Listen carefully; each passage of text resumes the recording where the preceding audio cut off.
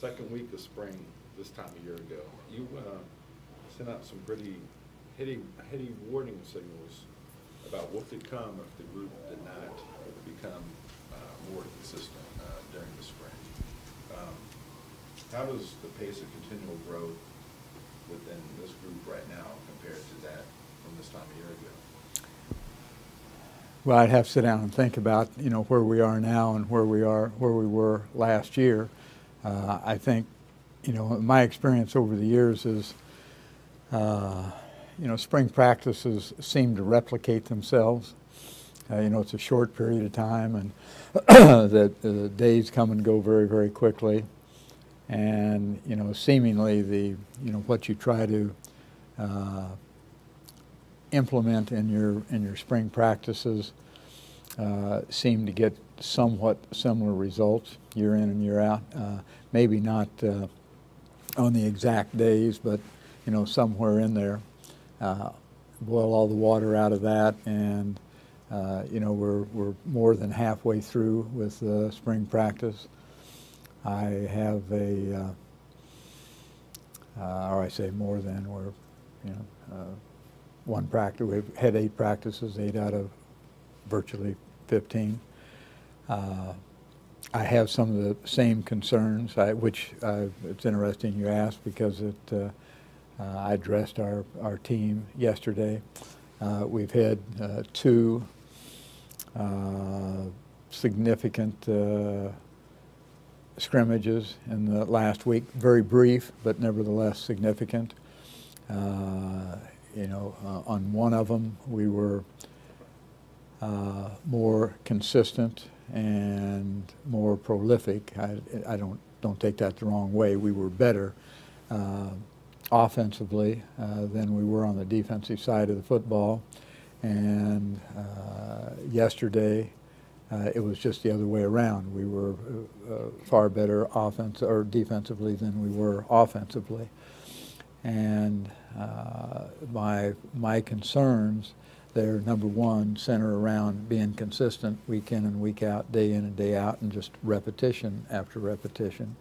And number two is that we don't take ourselves for granted. We always talk about not taking an opponent for granted or anything else in life, and certainly not taking our own performance for granted.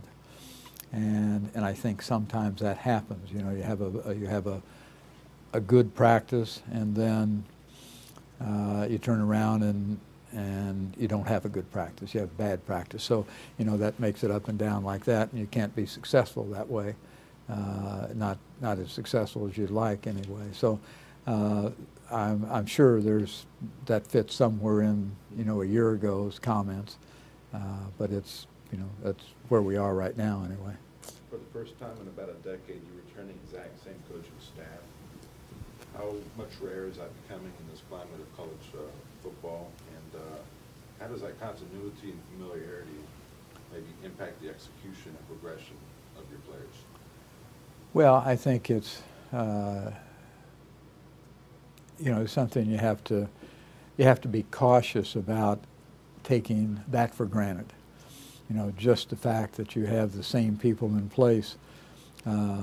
It's very easy, I think, sometimes to think, well, it'll be done as it has been done, and you get yourself into some dire straits if indeed you accept it that way. So it's a plus, to have all of your staff returning, but it's a plus only if that staff continues to grow, to continue to provide the foundation for our players to improve on a regular basis. When you've been in a position, whatever it is, yours, mine, anybody else's, the longer you're in it, the more susceptible we become to taking certain segments of what we do for granted. And so we have to be awfully careful about that. Last week you mentioned the competition of running back between Robinson and Jones and Leverett, but could you just maybe talk about their style, compare and contrast what they do good as backs and their running styles? Well, I don't know that it's early. Maybe it's just my perception, but for me it's too early to define the difference between the two in terms of running style, because I haven't figured either one of them out yet. Maybe it hasn't been enough time. We had a poor offensive scrimmage yesterday, and I just can't quite distinguish, that one has a certain style and another one has a certain style. There's certain things that I,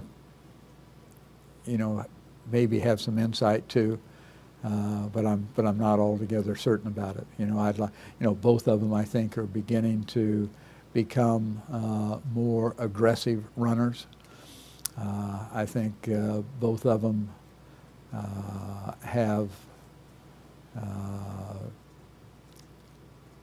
the ability to have good movement in their ball carrying talents.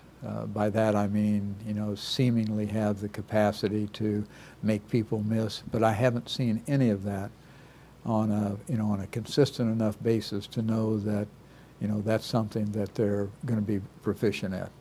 I say if you do it once, I mean, my thought is if you do it once, then I know you can do it, but now the onus is on you to do it consistently that way, and I haven't seen that yet.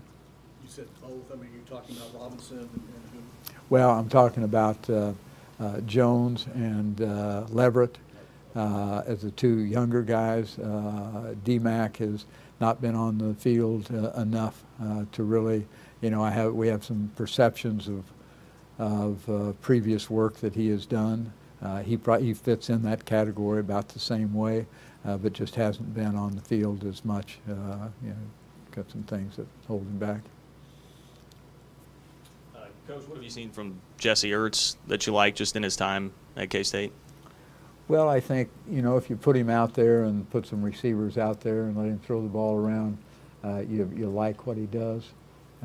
He just has to get, involved when the bullets are flying, and that's where, he's on the floor working his way up.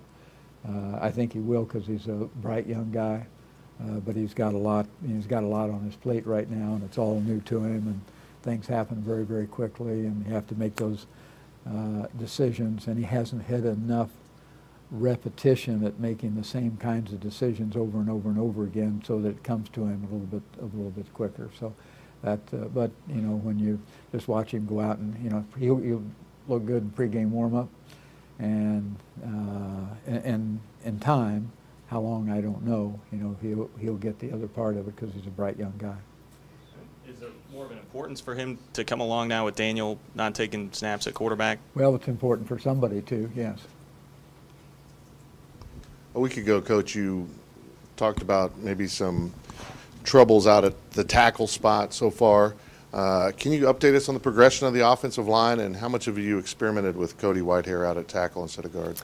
Well, Cody, all of our offensive linemen work at multiple positions. I think that's, significant.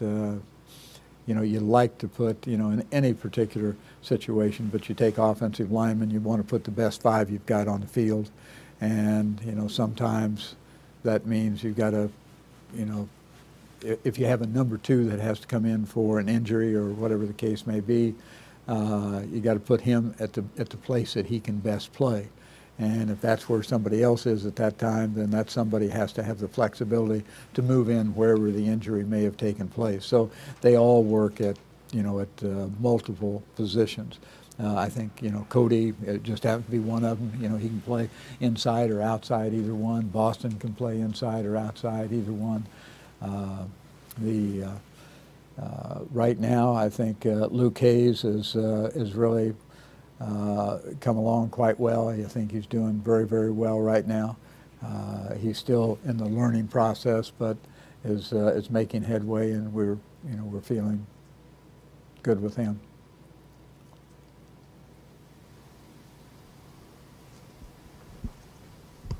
Coach, you mentioned those 2 scrimmages that you had. Was there anyone that stuck out to you that maybe that hadn't before, that really performed well and made the progression that you would have liked? I think there are several that have made the progression that you talk about, maybe not as consistently as I would like.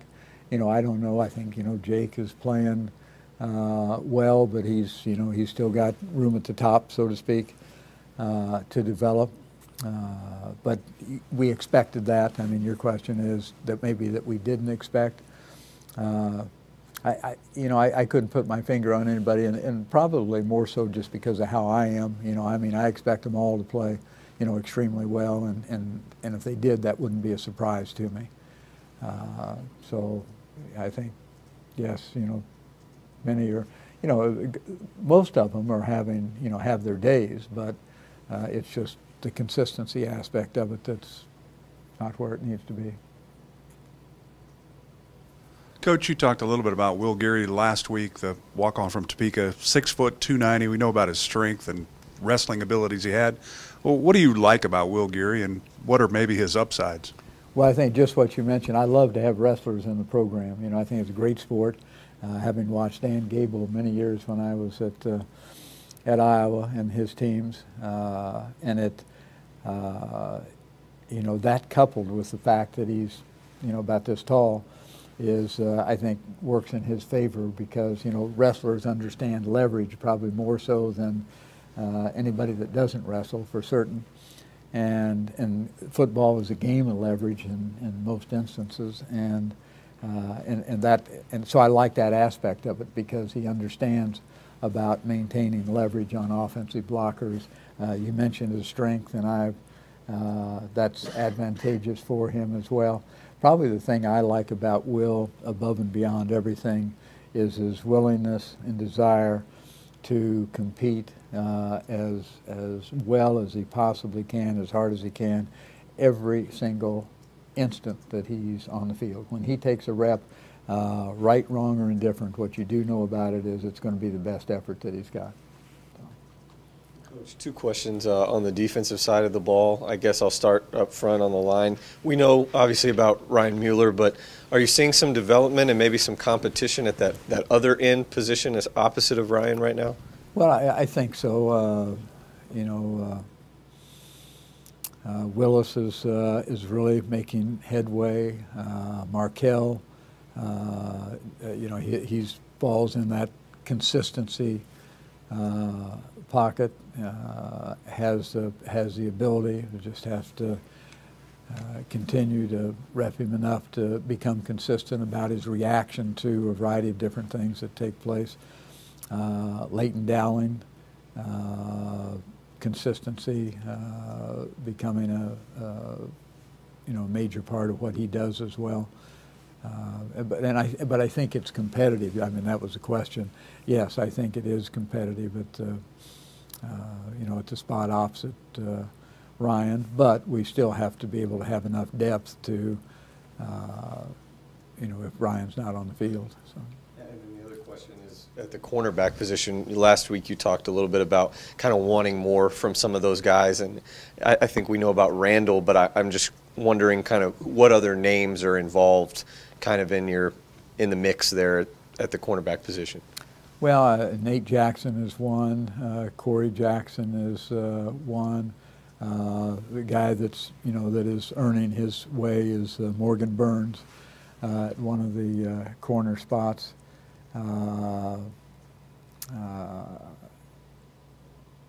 Danzel is coming along quite well. He's, you know, he's at a number 2 spot right now, but he's right on the cusp, you know, of moving up. He's making that very competitive. I think, you know, the ones Morgan Burns, you know, is settling in as the number 1, and the others that I mentioned are, you know, competitive right now at the other spot behind.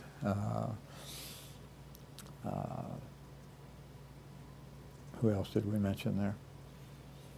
Well, anyway, the other 3, 2 Jacksons and Denzel, you know, are being very competitive at the other spot. You mentioned last week wide receiver maybe had the most steady improvement early on. On the defensive side, what area do you feel like made the most steady improvement to this point? You know, I would say probably our up front in our pass rush, maybe as much as anything. If I had to pick out one thing, that'd be across the board. Is that in terms of depth or progress to this point, or well, I don't anything? know if it's as much. Yes, we have reasonably decent depth there, but I was just going on, from where we started to where we are now. Where have we made some progress? And I think our pass rush has improved over that period of time. And when you mentioned when the offense played well or performed well in that scrimmage, what kind of grading scale do you use? Is that just like a game type environment, or when things are clicking and are going right, what does that look like? Well, I'm not sure which question. How are they graded, or what's? I mean, when things are clicking, when everyone is doing the right thing, does it look like a game, or are you looking at different things at this point in time during the spring? Well, we don't do the scrimmage. It varies. Some of the scrimmage is, well, I say some of it. All of it is as game-like as you can get it. I mean, we work, moving the ball from various spots on the field. Sometimes the end result we utilize in the kicking game, so it might be don't advance the ball, score with a touchdown, score with a field goal. I mean, those kind of things. We work a variety of different situations that can occur in a ball game that you might not normally think about practicing. We have a situation checklist to go down and work on all those things. So we try to keep it as game-like. We do sometimes, for instance, yesterday we took a period, not a very long period, about 12 minutes each, and took a period where we worked, moving the ball, trying to move the length of the field. If in all, indeed they can, then we move the ball down inside the 20 and try to work in that quote-unquote red zone for a while, and then we put it down on the goal line and try to work inside the 7-yard line on the goal line. So we try to equate, game feasibility or game-like conditions, I think, as much as possible. If that's a question. Coach, I was curious about maybe your thoughts on the progress that Glenn Gronkowski has made from, say, the middle of last year through the end of last year and now into the spring, and what is the depth like after him at that fullback position, would you say? Well, I think, Glenn is, again, we're still, fighting the consistency element of that. He's proven some things. We're trying to put a little bit of weight on him to play that position. He's a very athletic young guy. He's gaining a greater understanding of what we do. Playing as a young pup like he did last year, you weren't always sure that he was, on the right side of the formation, or knew whether we were going left or right or all that. But he's gaining more in terms of his understanding of what it is that we do. Now it's being able to process that information. He's gotten better and still can improve. Some other areas, there's areas of his game obviously that need to improve, and I think he'll be diligent about that. Coach, you've had obviously a lot of success with some of the small town guys, Jordy Nelson, John McGraw. Brooks Bart, of course, was your linebacker here and now coaches at Holton but played at Smith Center. Trent Tanking comes from Holton this year. Well, what's the challenges for those small school guys, and what do you like about those small school guys? Well, the challenges are different for each one, I think. In general, you'd say, the environment's a little bit different.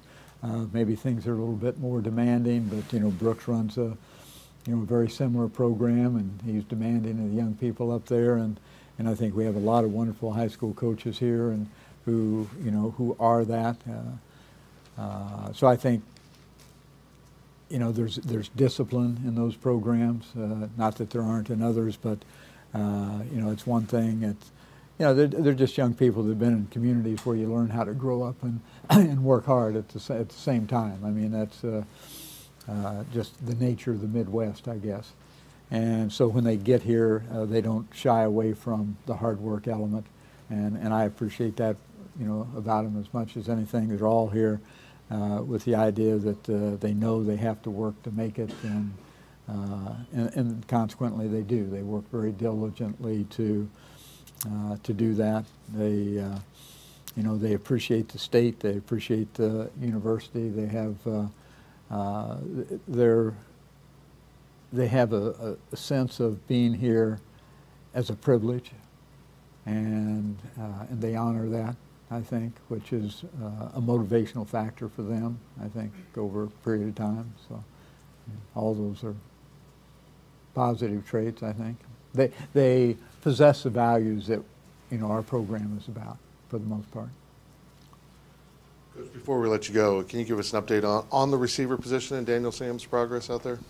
Daniel's making headway. I've probably, you know, as improved as anybody. His improvement was, you know, just trying to understand, you know, the nuances of what to do. I mean, he knew where receivers are supposed to go, and, you know, because of being at the quarterback position, but just an understanding of, you know, how to get there. And he's learning and embracing that, you know, much better, and so he's doing well. How about the rest of the receivers? I think, you know, looking at some of the younger guys, you know, I've talked about Burton before, and I think he's done a nice job. Judah Jones has caught my eye, inconsistent, but has proven that he has the capabilities of doing this. Cody Cook, who was quarterback for us last year, has moved over at that position and has done some good things. Stanton Weber, you know, Stanton's one of those, you know, Midwestern guys that just rolls his sleeves up and goes to work and does some, you know, really good things. A little inconsistent, but there was a period of time earlier, prior to our last press conference, I'm sure, but earlier, where 2 or 3 days, practice days in a row, I mean, he just made some extremely outstanding, you know, I hate to say great, but, you know, some very outstanding catches. You know, he's just that kind of a guy. So, you know, we're going to have depth, you know, at the receiver position, I'm sure. I guess. Thank you, sir. I did? Oh, thank you all.